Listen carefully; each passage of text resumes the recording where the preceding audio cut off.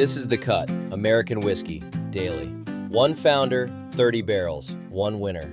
Wilderness Trail's co-founder personally tasted through 30 barrels to pick the distillery's first ever single barrel release. 189 bottles, $54.99, sold only at the Danville Visitor Center starting today. I'm John from Chasing the Unicorn podcast. Here's what moved today. July 16th, 2026.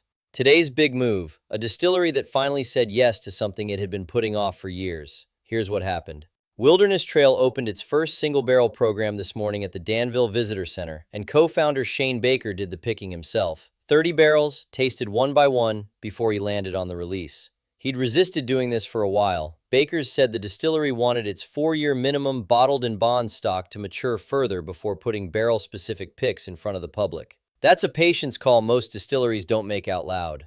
The debut barrel produced 189 bottles, $54.99, 2 per person. No lottery, no distributor, no online sales. You show up or you don't get one. And Baker says this isn't a one-time stunt. Future barrels rotate monthly, announced about a week out through the newsletter, still direct-to-consumer only. Here's why that's worth your attention.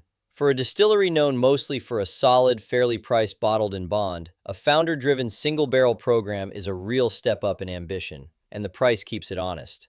This isn't allocated pricing wearing a program label. It's a $55 bottle a co-founder chose by hand. Now, today's stop. On the road, because it isn't just Kentucky doing something interesting this week. Down in Texas, 3 distilleries all opened access windows in the same 48 hours, and there's a pattern worth noticing. Balcones put its 2026 Texas Single Malt Cask Strength on sale walk-up only at the Waco Visitor Center today. 124.8 proof, 6 years old.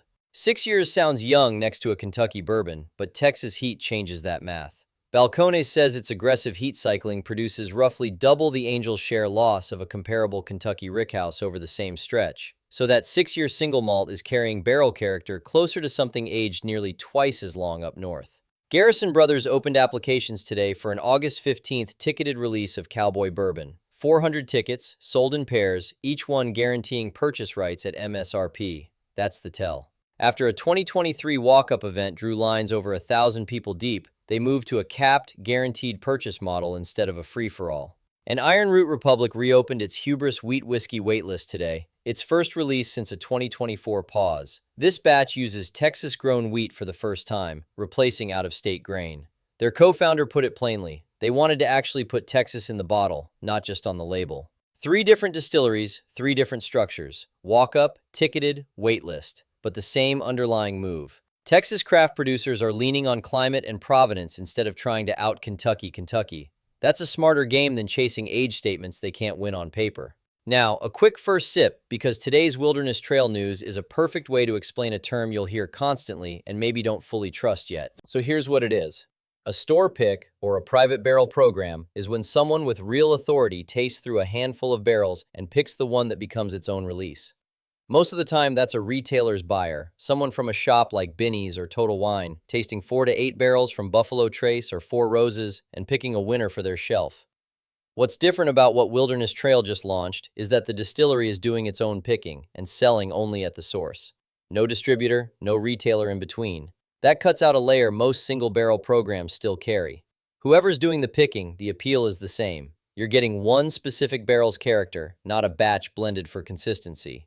Some picks are dramatically better than the standard release. Some aren't. The palate behind the pick is really what you're buying. What this changes, it means single barrel on a label is only as good as the person who tasted it, so it's worth knowing who that person actually is. If you want to track how a single barrel pick compares to the standard release you already know, log it in the Perfect Pour App's logbook. It's available now at theperfectpourapp.com, and watching your pour print shift between the two is the fastest way to trust your own palate on this. One more thing worth knowing about this week. Virginia's running a quiet lottery for George T. Stagg. Entry closes Sunday, winners notified the following week. No purchase required to enter, and the odds historically run under 1% given how many people chase Stagg every fall. But here's the number that makes it worth your 5 minutes. A winning ticket buys roughly $1,000 of secondary tracked bourbon for $129.99. That's about the cleanest free entry math in the category right now. If you've got a Virginia ABC account, enter it. If you don't win, you've lost nothing but a login. So here's the one thing to walk away with today. Access isn't just lotteries and luck anymore. It's showing up, joining a newsletter, checking a state site nobody promotes. The distilleries willing to hand the wheel to one person's palate and sell it themselves are the ones worth watching closest. That's The Cut.